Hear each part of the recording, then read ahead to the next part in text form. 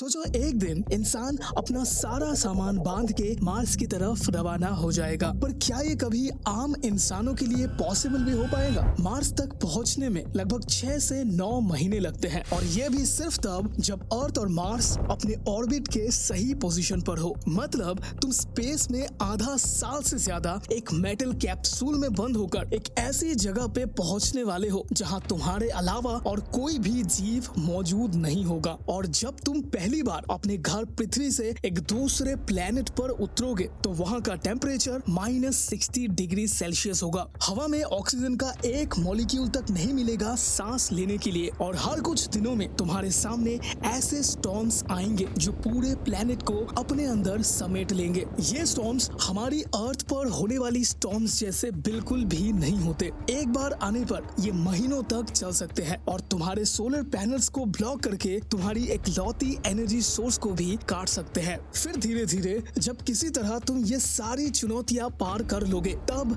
तुम्हें महसूस होगा कि तुम कितने अकेले हो। ऐसा अकेलापन नहीं जो तुम्हें यहाँ धरती पर रहते हुए फील होता है, बल्कि ये कुछ और होगा। तुम और तुम्हारे टीम के अलावा इस पूरे प्लेनेट पर कोई नहीं होगा। न चिड़ियों की चहचहाहट, न पेड़ पौधे, न ग्रीनरी, न नदियों का बहता पानी, न नीला आसमान। चारों तरफ सिर्फ लाल मिट्टी, लाल पहाड़ और एक कभी ना खत्म होने वाली खालीपन। और वापस आने के लिए तुम्हें अब कम से कम 26 महीने इंतजार करना होगा, क्योंकि अगला लॉन्च विंडो सिर्फ 26 महीने बाद ही मिलता है। तब तक तुम्हें यहीं पर कैद होके रहना होगा। ये इसीलिए क्योंकि मार्स और पृथ्वी अलग अलग स्पीड और डिस्टेंस पर सूरज के चक्कर लगाते हैं, जिससे दोनों प्लैनेट के बीच का फासला साल के हर दिन एक समान नहीं होता। ये डिस्टेंस सबसे कम 54 मिलियन किलोमीटर से लेकर सबसे ज्यादा 400 मिलियन किलोमीटर तक हो सकता है। जब मार्स अपने सबसे दूर पॉइंट पर होता है तो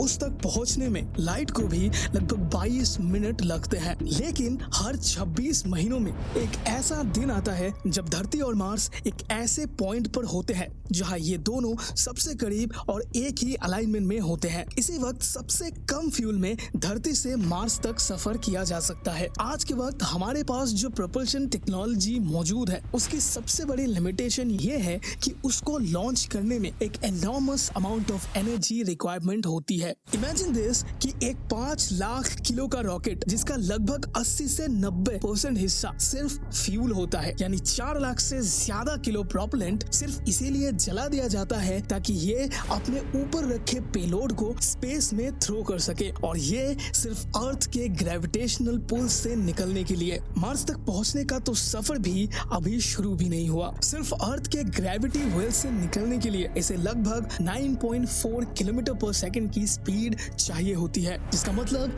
33,800 किलोमीटर प्रति घंटे के बराबर। फिर मार्स तक पहुंचने के लिए एक एक्स्ट्रा पुश लगता है जो कि स्पीड को लगभग 47,000 किलोमीटर प्रति घंटे तक ले जाती है। सीधा सीधा एक लाइन में कहें तो मार्स के सिर्फ एक ट्रिप में 6 एस्ट्रोनॉट्स के साथ rocket, ground system, mission operation और स्पेस ग्रेड हार्डवेयर मिलाकर एक सिंगल मिशन आमतौर पर 100 मिलियन से लेकर 2 बिलियन तक कॉस्ट कर सकता है। और अगर मार्स में एक पूरी ह्यूमन कॉलोनी बसानी हो तो ऐसे मल्टीपल लॉन्चेस की जरूरत होगी, जिसमें हमें ऐसे हैबिटेबल मॉड्यूल्स को पहले भेजना पड़ेगा जिसमें oxygen generation units, water recycling plants और फूड प्रोडक्शन मॉड्यूल्स शामिल हो, ताकि वहां पहुंचते ही ह्यूमंस अपनी बेसिक नीड्स को पूरा कर सके। साथ ही पावर सप्लाई के लिए न्यूक्लियर रिएक्टर्स या सोलर फार्म्स, मार्स के हार्श एनवायरनमेंट से बचने के लिए हैबिटेंट्स और रेडिएशन शील्डिंग्स, और ऐसे साइंटिफिक इक्विपमेंट्स जो इस टेरेन को मैप करे और रिसोर्सेस लोकेट करे। और ये सब ह्यूमंस से काफी पहले अलग अलग हैवी कार्गो रॉकेट्स में भेजना पड़ेगा, ताकि जब पहला इंसान मार्स की मिट्टी पर अपने कदम रखे तो एक फंक्शनल बेस ऑलरेडी तैयार हो। पर जब पहले ह्यूमंस वहां पहुंचेंगे तो उनके पास एक और बड़ी चुनौती होगी एग्रीकल्चर की। मार्स पर एग्रीकल्चर के लिए हमें सॉइललेस मेथड का यूज करना पड़ेगा, जैसे हाइड्रोपोनिक्स, जहां प्लांट्स को न्यूट्रिएंट रिच वाटर सोल्यूशन में ग्रो किया जाता है, ताकि मार्स के सरफेस पर हम खुद का फूड प्रोड्यूस करके एक सेल्फ सस्टेनिंग सेटलमेंट बना सके। लेकिन मुश्किलें यही खत्म नहीं होती। जब इंसान पहली बार अपने स्पेसक्राफ्ट में बैठकर अर्थ के ऑर्बिट को क्रॉस करेगा तो अगले 6 महीनों तक उसे एक वैक्यूम के अंदर से ट्रैवल करना होगा और यहाँ इस डीप स्पेस में इंसानी शरीर और दिमाग को कई तरह के चैलेंजेस का सामना करना पड़ेगा। एस्ट्रोनॉट्स के लिए सबसे फंडामेंटल प्रॉब्लम होती है माइक्रोग्रेविटी। जैसे ही इंसान के शरीर को ग्रेविटी का पुल नहीं मिलता, शरीर में कई तरह के फिजियोलॉजिकल एडेप्टेशंस होने लगते हैं, जिससे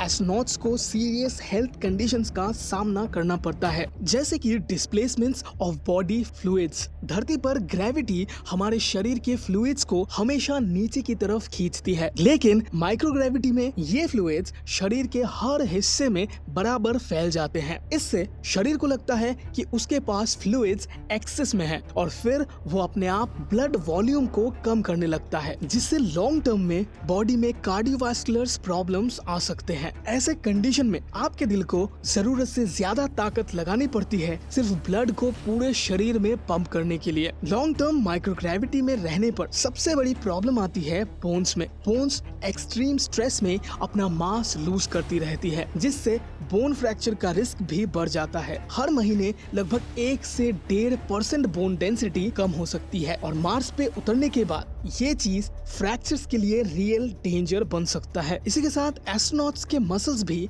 इस दौरान काफी वीक होते जाते हैं, जिससे उन्हें फिजिकल टास्क करने में काफी मुश्किल होती है। लंबी ड्यूरेशन तक माइक्रोग्रेविटी का एक्सपोजर आपके इम्यून सिस्टम से लेकर विजन तक को अफेक्ट करता है और इतने महीनों माइक्रोग्रेविटी में ट्रैवल करने के बाद जब हमारे पहले इंसान मार्स की धरती पर अपने कदम रखेंगे, उस वक्त उनकी बॉडी स्ट्रॉन्ग और मेंटली अजाइल होने के बजाय अपनी एक्चुअल कैपेबिलिटी से भी ज्यादा कमजोर हो चुकी होगी। सोचिए हर एक इंसान कितने एक्सट्रीम स्ट्रेस में होगा मेंटली एंड फिजिकली जब वो इस स्टेट में सिर्फ मार्स पर पहुंचे ही होंगे। उनका एडवेंचर तो अभी शुरू भी नहीं हुआ होगा और उनकी हालत पहले से ही कॉम्प्रोमाइज्ड होगी। इससे बचने के लिए एस्ट्रोनॉट्स को अपने स्पेसशिप में हर रोज कई घंटों तक इंटेंस एक्सरसाइज परफॉर्म करनी होती है, लेकिन फिर भी माइक्रोग्रेविटी के कॉन्सिक्वेंसेस उन्हें टायर्ड और फिजिकली वीक बनाने के लिए काफी होते हैं। मार्स पर पहुंचने के बाद सबसे बड़ी चैलेंज होगी रेडिएशन। धरती पर हर एक जीव को अर्थ का